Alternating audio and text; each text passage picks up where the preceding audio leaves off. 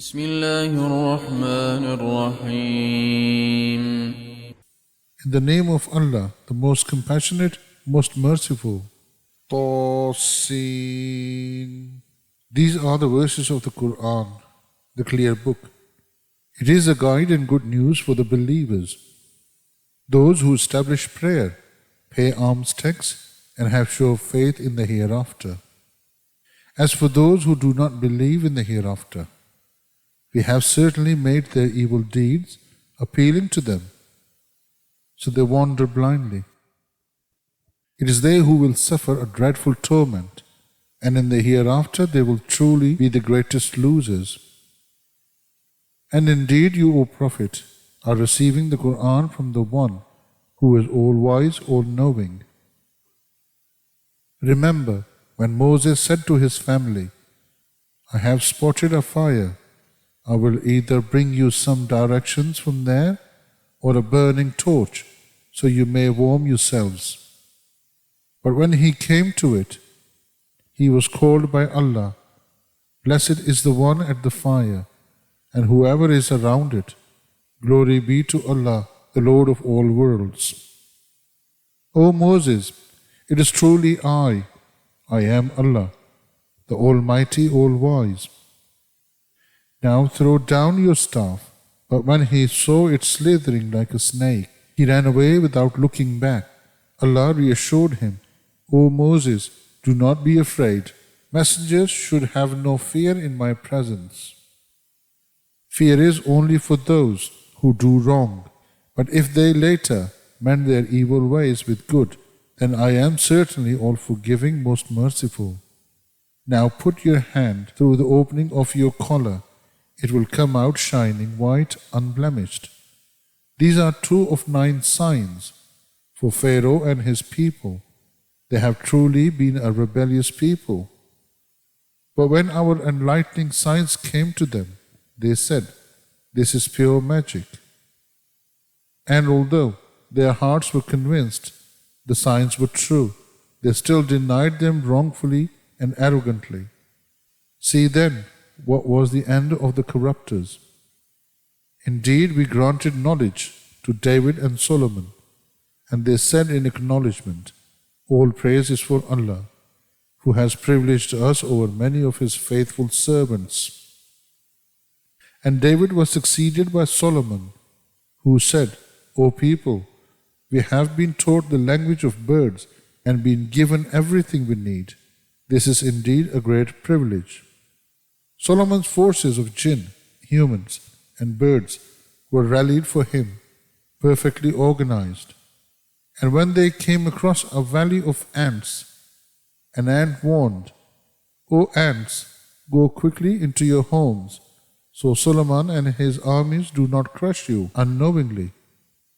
So Solomon smiled in amusement at her words and prayed, My Lord, inspire me to always be thankful for your favors which you have blessed me and my parents with, and to do good deeds that please you. Admit me by your mercy into the company of your righteous servants. One day he inspected the birds and wondered, Why is it that I cannot see the hoopoe? Or could he be absent?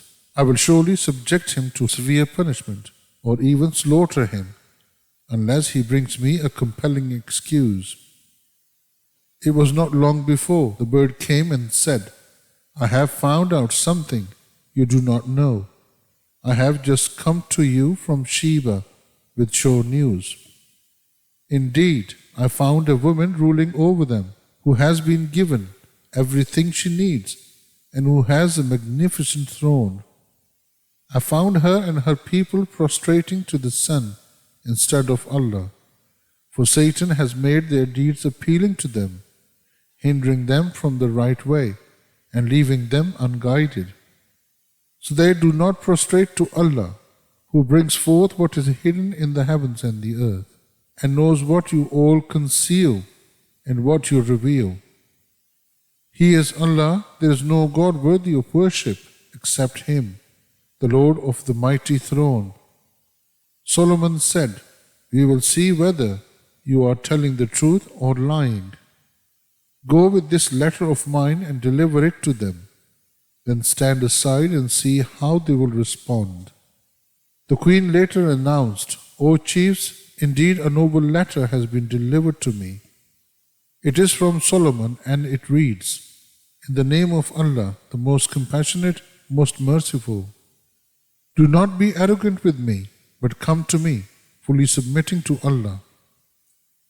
She said, O chiefs, advise me in this matter of mine, for I would never make any decision without you.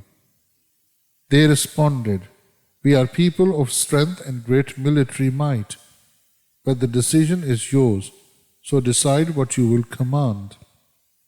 She reasoned, Indeed, when kings invade a land, they ruin it and debase its nobles. They really do so.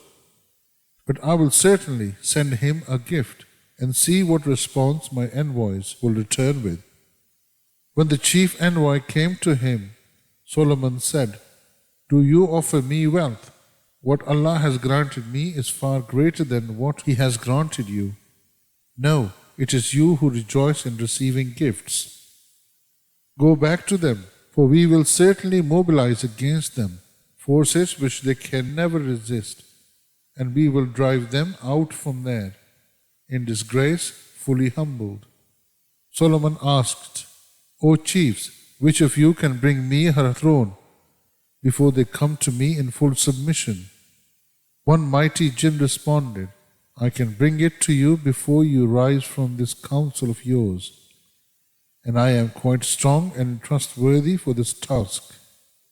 But the one who had knowledge of the scriptures said, I can bring it to you in the blink of an eye. So when Solomon saw it placed before him, he exclaimed, This is by the grace of my Lord to test me, whether I am grateful or ungrateful.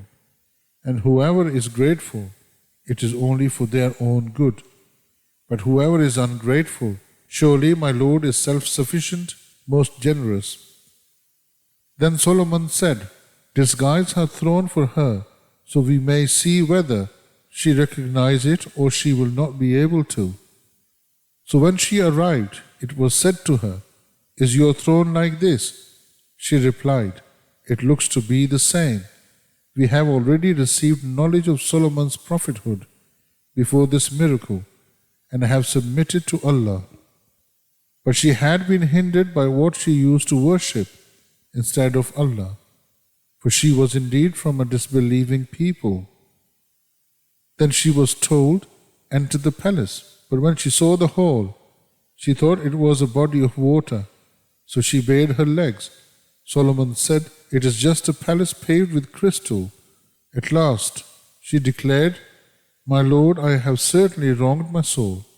Now I fully submit myself, along with Solomon, to Allah, the Lord of all worlds.